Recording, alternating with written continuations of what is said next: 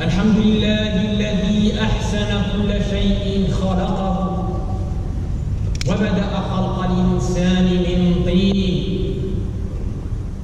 ثم جعل نسله من سلالة من ماء مهين ثم سواه ونفخ فيه من روحه وجعل لكم السمع والبصار والأفئدة قليلا ما تشكرون.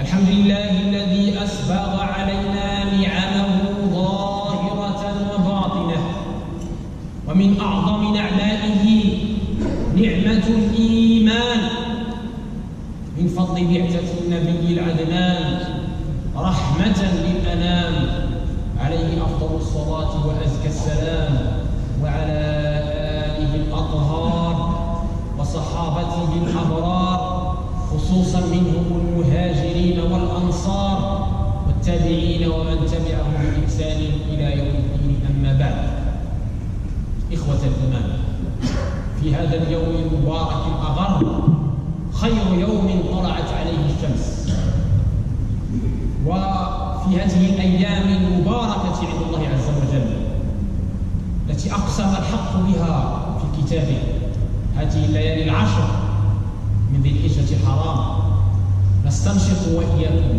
نفحات من آية كريمة، من آية عظيمة لو طبقناها في حياتنا لسعدنا دنيا وأخرى، ولا سادت المحبة بيننا واختفت الشحناء والبغضاء. إنها قول الله تبارك وتعالى في محكم التنزيل بعد أعوذ بالله من الشيطان الرجيم: ومن أحسن قولا ممن دعا إلى الله وعمل صالحا وقال إنني من المسلمين ولا تستوي الحسنة ولا السيئة ادفع بالتي هي أحسن، ادفع بالتي هي أحسن فإذا الذي بينك وبينه عداوة كأنه ولي حميم وما يلقاها إلا الذين صبروا وما يلقاها إلا ذو حظ عظيم. ومثلها قوله تعالى: ولا تستوي الحسنة ولا السيئة ادفع بالتي هي أحسن السيئة، ادفع بالتي هي أحسن السيئة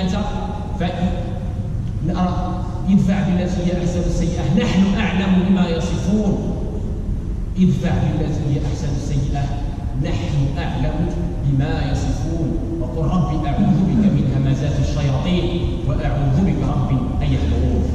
Je disais, dans ce jour béni, et l'occasion est tout à fait exceptionnelle puisqu'il s'agit des 10 premiers jours de Dhul Hijjah Haram, des jours où les mérites sont multipliés, les meilleurs jours chez Allah Tabaraka wa Ta'ala. Nous allons étudier avec vous pendant quelques instants l'exégèse d'un verset coranique magnifique. Si on l'applique dans notre vie quotidienne, on sera heureux, réconcilié, et on aura cet amour qui nous manque, cet amour indispensable pour nous, Inch'Allah. Il s'agit du verset où Allah Tabaraka wa Ta'ala nous dit: répands en mal par ce qu'il y a de plus beau, alors celui envers qui tu avais une animosité deviendra tel l'ami intime. Alors celui envers qui tu avais de l'animosité deviendra tel l'ami intime. إخوتي، إن آيات الله عز وجل لا يمكن لمن هب ودب أن يفسرها على هواه، إنها علم. كذلك الحال فيما يخص حديث المصطفى عليه الصلاة والسلام. ومما وقفنا عليه في تفسير هذه الآية العظيمة التي هي عبرة ودرس لنا جميعا، أن الله تبارك وتعالى يدعونا لما فيه خيرنا وصلاحنا دنيا وأخرى، يدعونا لأن نرتقي، يدعونا لأن نحارب النفس الأمارة بالسوء، نحولها إلى نفس لوامة ثم إلى نفس مطمئنة ونبتغي ما عند الله، لأن ما عند الله يبقى وما عند غيره ينفد. ما عند الله باق، ما عندكم ينفد، ما عند الله باق. هذه الآية الكريمة في رد السيئة بالتي هي أحسن. هناك الحسن وهناك الأحسن. يفسرها كذلك قول رسول الله صلى الله عليه وسلم فيما رواه البزار والطبراني، قال لصحابته صلى الله عليه وسلم: ثلاث من كن فيه حاسبه الله حسابا يسيرا وأدخله الجنة بغير حساب. قالوا: بأبي أنت وأمي يا رسول الله ما هي؟ قال: تعفو عمن ظلمك، وتعطي من منعك، وتصل من قطعك، فإذا فعلت فخير. Et donc, l'exégèse coranique, mes chers frères, mes chères sœurs, ce n'est pas une affaire d'amateur, c'est une science. On ne peut pas comprendre le Coran selon nos passions, selon notre petite compréhension. Il faut toujours avoir recours aux savants qui sont les héritiers des prophètes. C'est une science, mes chers frères. Et dans les exégèses de ce verset, il y a des leçons magnifiques, et notamment des références à la vie de Sayyidina Muhammad sallallahu alayhi wa sallam. Comment lui-même, qui est notre modèle, répondait au mal par ce qu'il y a de plus beau. Et comment ce comportement magnifique transformait ses ennemis en amis intimes. Comment il a réussi à conquérir les cœurs par ce comportement sublime. Eh bien, on sait aussi que le Coran peut être explicité, détaillé par la tradition de Sayyidina Muhammad sallallahu alayhi wa sallam. Et justement, une magnifique tradition nous indique les trois qualités qui nous font entrer au paradis sans jugement. Dans ce que rapportent Al-Bazzar et Tabarani, le prophète a dit à ses compagnons: est-ce que je vous informe sur les trois qualités qui nous font entrer au paradis sans jugement? Les compagnons étaient impatients de savoir. Oui, cher messager, informons-nous sur ces trois qualités. Et le prophète de leur dire: pardonne à celui qui a été injuste envers toi. Première qualité. Deuxième qualité, donne à celui qui t'a privé. Troisième qualité, renoue avec celui qui a rompu. Vous voyez que ces trois qualités nécessitent quoi? Nécessitent un travail sur nous-mêmes. Nécessitent ce qu'on appelle le jihad al-akbar, un grand jihad, un effort pour dépasser nos instincts bestiaux, pour dépasser nos égos, pour dépasser l'instinct de vengeance, pour chercher ce qui est chez Allah et non pas chez les individus. في هذا الحديث النبوي الشريف العظيم يدلنا مولانا رسول الله صلى الله عليه وسلم على خصال الخير التي لا تنبعث الا من قلب جاهد نفسه وهواه. يقول صلى الله عليه وسلم: لا يؤمن احدكم حتى يصير هواه تبعا لما جئت به. تبعا لما جئت به. كيف تحطم أصنام الهوى، كيف تستعلي عن الانتقام وعن سفاسف الأمور، تعفو عن من ظلمك. يقول الحق تبارك وتعالى: والكاظمين الغيظ والعافين عن الناس والله يحب المحسنين. ويقول عز من قائل: وليعفوا وليصفحوا ألا تحبون أن يغفر الله لكم كما تحبون أن يغفر الله لكم. اعفوا واصفحوا فهو خير. في تعاملك مع زيد أو مع عمرو إنك تتعامل مع الله، تجارة مع الله عز وجل لن تبور. حينما تعفو عن الله فإنك تتعامل مع الله عز وجل وترجو ما عند الله عز وجل سبحانه وتعالى. تعطي من منعك. قد منعك حينما كنت فقيرا فضارت الدوائر وصار هو الفقير وأنت الغني، وجاء عند بابك أترده؟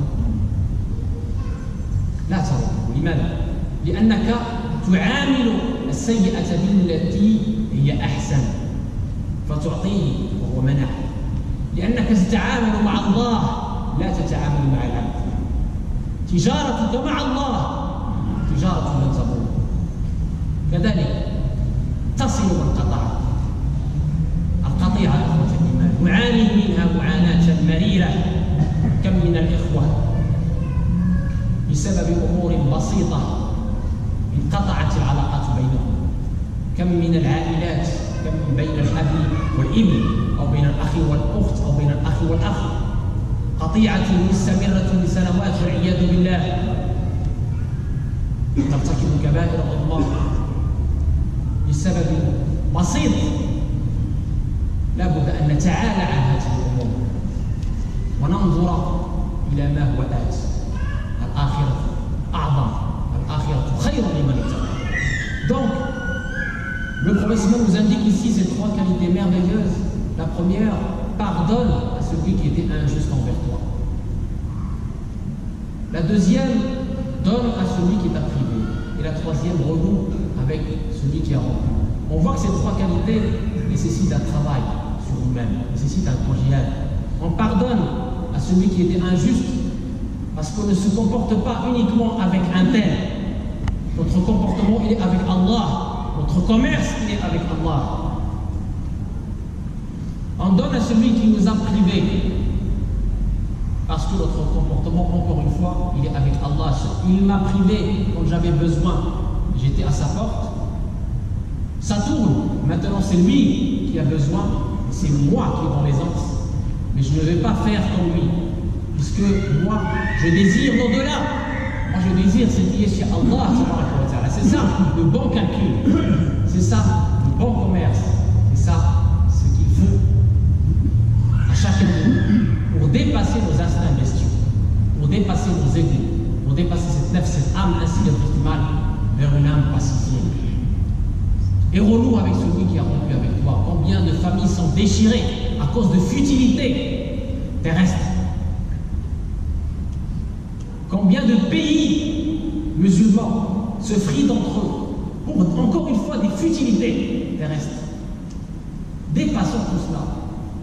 Essayons de voir au-delà de nos propres intérêts personnels, de nos propres intérêts partisans, de notre propre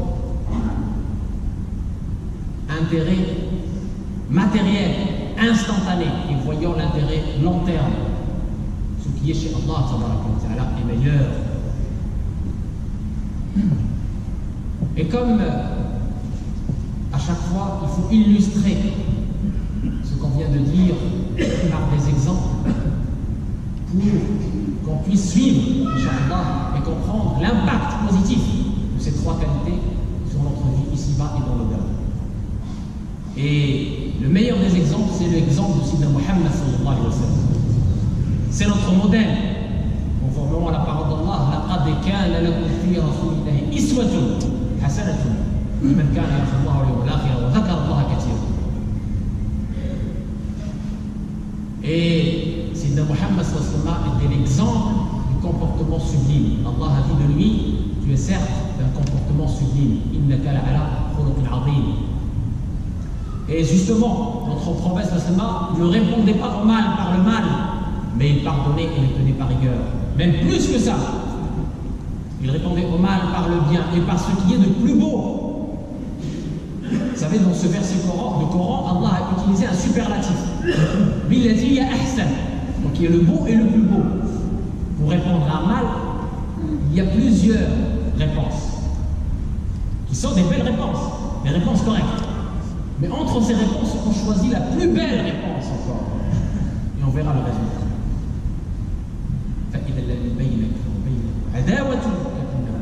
Alors celui envers qui tu avais une haine ou une animosité se transformera, deviendra tel l'ami intime. Vous voyez l'alchimie de ce bon comportement. Le prophète sallallahu alayhi wa sallam, on va donner uniquement deux exemples, faute de temps. Le prophète sallallahu alayhi wa sallam, déjà, dans son péril à Taïf, lorsqu'il est parti à Taïf pour appeler à Allah tabaraka wa ta'ala. Taïf, c'est une localité qui est distante de la Mecque de 111 km. Il est resté 10 jours dans cette ville de Taïf à faire la da'wa, à communiquer avec la sagesse, avec la douceur, avec la bonne exhortation, comme Allah lui a demandé, à communiquer à ses polythéistes, notamment à 3 personnages clés à Taif. Et malheureusement, ces personnes ont refuté son appel, l'ont insulté, pire, ont jeté sur lui des pierres. Sidna Mohammed était en sang. Il s'est abrité sous l'ombre. Et qu'est-ce qu'il a fait? Il prie Allah, qu'est-ce qu'il lui dit? Oh Allah, si tu n'as rien contre moi, l'air ou belle, peu m'importe. Peu m'importe. Il fait ses supplications à Allah, et puis Allah lui envoie Jibril, Gabriel, avec l'ange des montagnes. Et l'ange des montagnes lui fait une proposition extraordinaire. Il lui dit, Allah m'envoie vers toi. Ordonne et j'exécute. Et il lui donne même une idée. Là où si tu le veux, je vais les engloutir sous les 2 montagnes. Sidna Mohammed, qu'est-ce qu'il répond? Qu'est-ce qu'il répond? Il dit, je n'ai pas été envoyé comme malédiction, mais j'ai été envoyé comme miséricorde.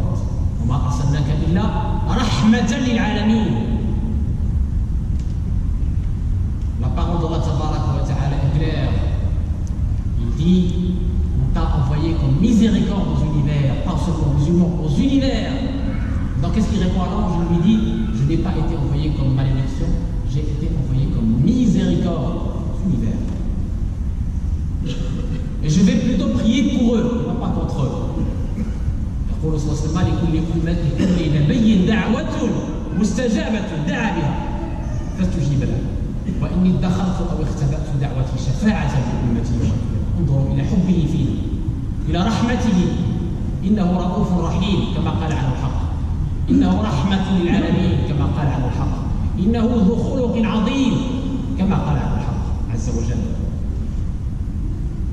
Et donc il dit à cet ange, je souhaite uniquement, il fait un dua, une supplication pour ces gens qui l'ont persécuté, qui l'ont malmené, qui l'ont maltraité. Non pas